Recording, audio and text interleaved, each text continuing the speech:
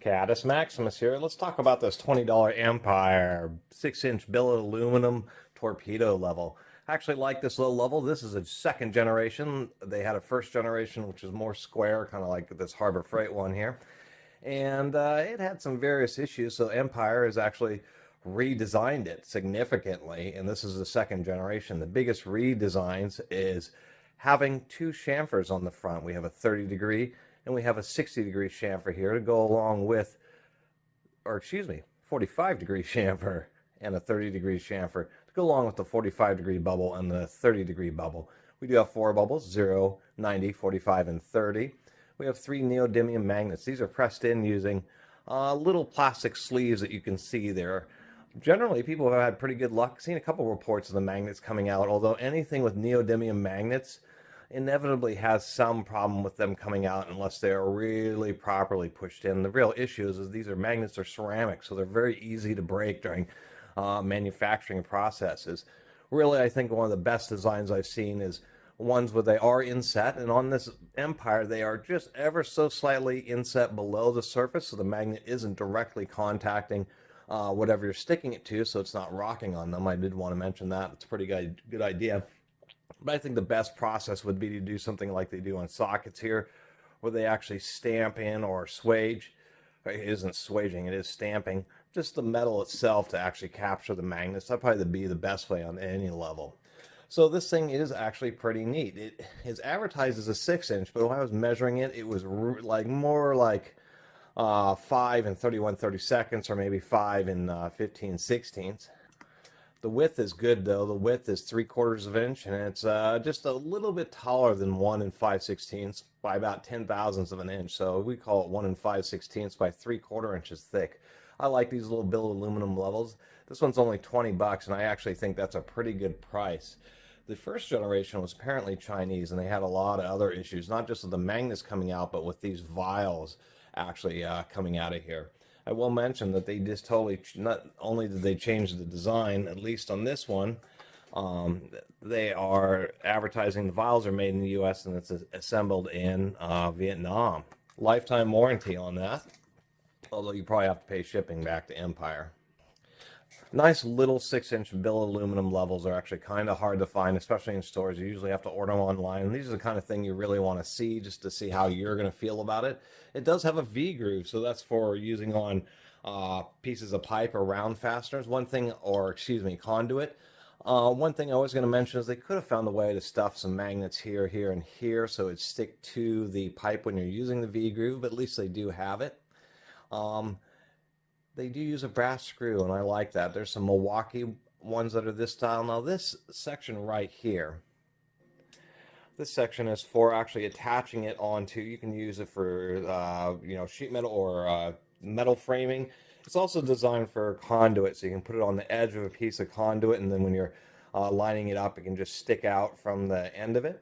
And you can, of course, just pull the screw out if you just want to have more of a just a plain straight level. But I do appreciate that it's brass, because you don't have to worry at all about any type of corrosion issues. And I think if you actually use this function, threading it in and out a lot, the brass and the aluminum will end up lasting longer than a steel screw.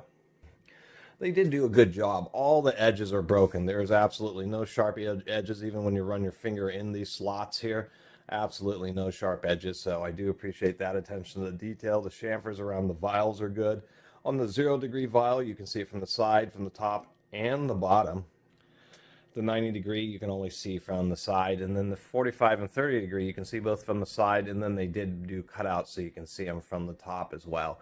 Another thing you can see here is they've epoxied these vials in, so obviously they had encountered issues, probably warranty returns with the ones where the vials had fallen out, and they said, this time we're just going to epoxy them in there and they're not going to fall out.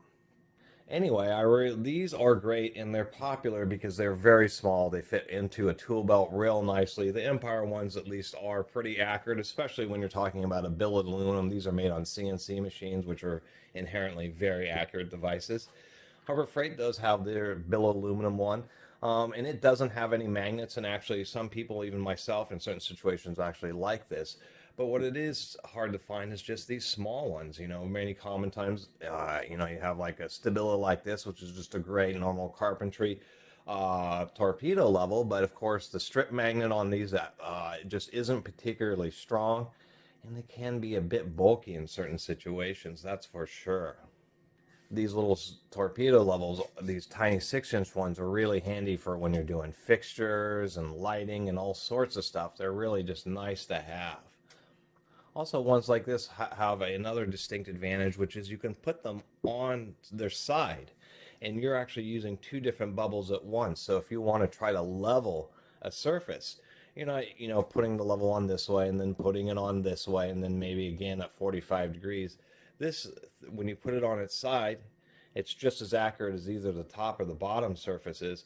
And so you get both the 0, the 90, and the 45 degree bubbles all at the same time, so that you can lift and be able to adjust something without having to fool with the level. You can actually get a whole surface absolutely plumb. And actually the magnets really aren't so bad, even though there's only 3 of them. Here, let me show you. One of the nice things about levels, people who have maybe not have used ones that have high strength rare earth magnets, is say, in North America, interior construction, you have these little sheet metal reinforcers on the corner of walls, and it's gypsum or drywall in there, but basically nothing sticks to them. But when you have rare earth magnets, they stick just fine. If we're talking about raw power, here's a file cabinet, and we can actually get this thing, if I can get a different angle, we can get this thing to shake around. So definitely plenty strong magnets.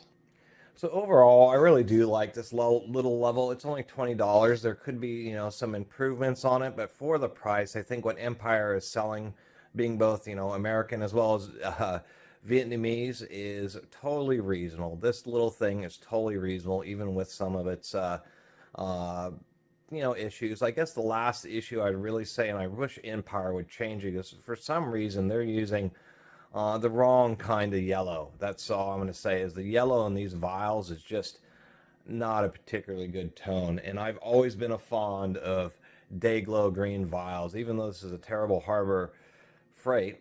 Let me stack it up this way and see if we can't get some focus. There we go. You can see how even the Harbor Freight bubbles seem to stand out just a little bit more than the Empire, because these are more day glow green. I think all vials should be absolutely day glow green, or to tell you the truth, these clear ones in the Stability are actually pretty darn easy to see as well. So I go with either day glow green or clear, but this off yellow the Empire is using just isn't very good, because you can see in the camera, as soon as you get these into any kind of a dark area, it actually can get kind of hard to see these little bubbles. Now, as far as the chamfers on the front, these are going to be more specialized, but the whole point, and I understand why they did that with the 30 degree and the 45 degrees, in the situations where you just have basically almost no area to measure an angle, you're not worried about it being absolutely perfect, but being able to put it on its nose and see that you have a rough 30 degree angle, or being able to put it on this side and being able to see that you have a rough 45 degree angle. And I guess seeing it that way, they probably should have had a slot on the top for the 30 degree. That way, when you're using it like this, you can see from the top. But the 45 degree, when you're using that angle, there isn't any viewing from the top because it's on this side. But you're using it upside down many times when you're using the 45 degree face. So I think that was just a little bit of an oversight. They should have had modified that just a little bit.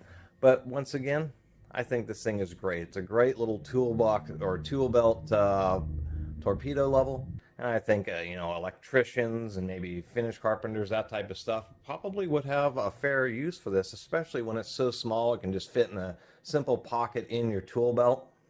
And you have a convenient little level, and I think it's wise that they made it, relatively nominal size, 3/4 inch by 1 5/16. That way, you can use the level as not a form of calculation, but if you're performing some type of operation where you're needing to compensate for the thickness of the level itself or one of the dimensions, at least the thickness and the width there are relatively nominal dimensions, which was something wise of them.